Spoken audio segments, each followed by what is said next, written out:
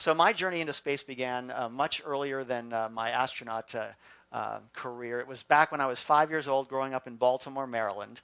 And up the street from me, my grandmother one day walked down the hill and gave me this book, Spaceflight, The Coming Exploration of the Universe. It's a little golden book of knowledge, about so thick.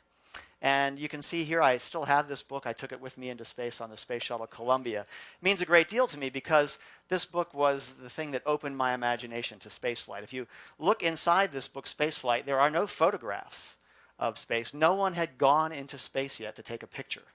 So only artists' conceptions of what spaceflight might be like. But that really shot my imagination up into the sky, and I began to read more and more about spaceflight, and it really opened the world of astronomy and space science to me, and that became my lifelong avocation.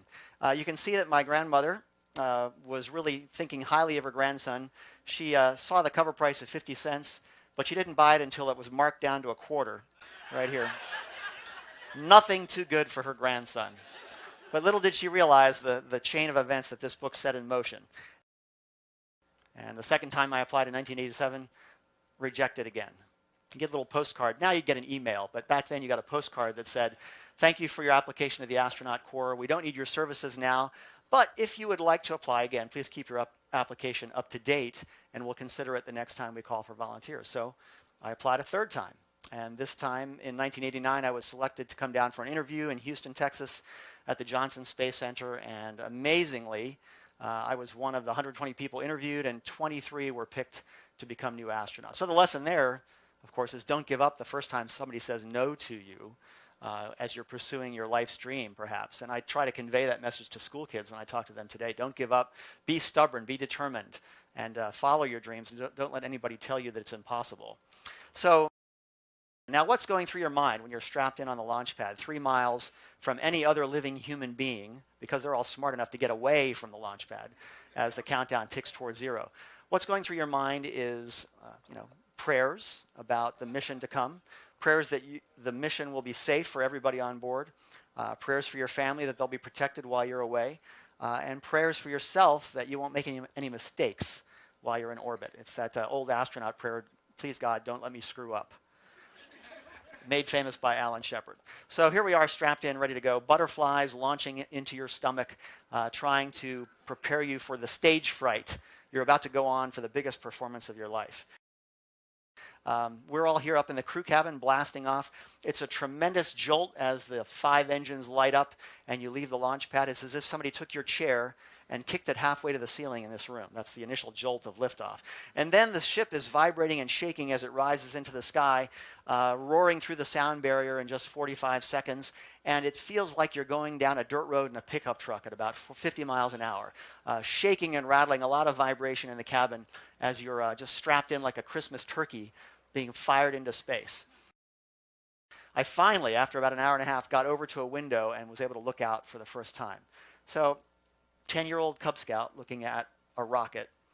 Nearly 30 years later, I'm actually there. And so you can imagine the emotions coming over me looking out the window for the first time. And it was pitch black outside. Couldn't see a thing the first time I looked for that great visual reward. And then finally, as we race toward the sunrise horizon, you see this robin's egg blue approaching on the distant curve of the Earth's horizon, then a little glint of gold on the clouds up ahead, and then finally the sun bursts into its appearance and floods the cockpit with a brilliant white light. It'll sear your eyes, your retina, if you don't turn away. And so that brightness, as well as I think the emotion welling up from within me, made me tear up in that first glimpse back at the Earth, realizing that my dream had actually come true, and I was really in space for the first time. It's almost a dreamlike arrival in space. Everybody's looking down the throat of this tremendous volcano called Klyuchevskaya. So it's a sight unequaled in my experience. And there's the volcano. It's already 15,000 feet tall. And this column of ash and steam is blowing a 10-mile jet of ash and steam up into the atmosphere and then swept away by the jet stream. Well, it's a tremendously beautiful picture. We just relished the view of this mountain every day that we came over. But you really can't see what's going on down at the summit of the mountain here. And so that's where the radar came into play. So the scientists turned the radar on Klyuchevskaya, and we got this picture. So here's the mountain, as I said, 3 miles high, and you can see the green streaks of lava flows flowing out onto the flanks of the mountain and the accompanying volcanoes in Kamchatka. And so we watched for a week as this eruption unfolded and recorded every chapter of the eruption in great detail. On Thanksgiving night in November of that year, we got the go from Mission Control to go outside. And so Tammy, as the lead spacewalker, turned the handle on the hatch to open the door out into the airlock. We were already at vacuum, surviving only by the protection our suits provided.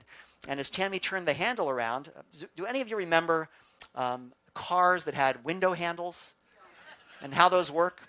I vaguely remember that. On this hatch, you've got a handle just like that. You turn it once around, and then the hatch releases its dogs, and you can fold it down onto the floor of the airlock. Tammy got the handle about 30 degrees around the rotation, and it stopped.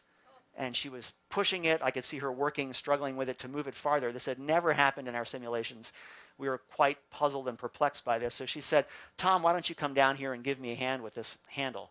Well, that's easier said than done. You can see how tight that little shower stall-sized airlock is. It's even smaller. Well, actually, the showers here are quite roomy on the Serenity.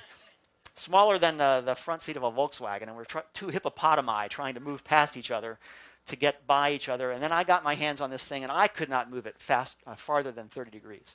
Something was jamming the mechanism in some way. So we had to call Houston. And what do you say? Houston, we have a problem. So the two of us were paying special attention to getting our work done outside. You have about 8 hours of supplies in the backpack right here. Water, battery power, oxygen to keep you alive during those 19 hours of spacewalks that we did outside. And that's the goal, I think, that's inspiring many young scientists and engineers today. And I think that's one of the major reasons that we have a space program, is to inspire young people to go into difficult fields like math and science so that they can power not only the space program, but also solve problems back here on Earth. And that's what they become expert at doing. Let's circle back to the beginning of our talk and my book, Spaceflight. My journey to space started with opening the pages of a book. And I think that's still true today. We can capture children's imagination and let their imaginations race across the solar system and the Milky Way galaxy and beyond. That's what inspires our kids. That's one of the ways we can raise the next generation of problem solvers on Earth. So I hope that you've enjoyed opening the pages of this book this afternoon with me.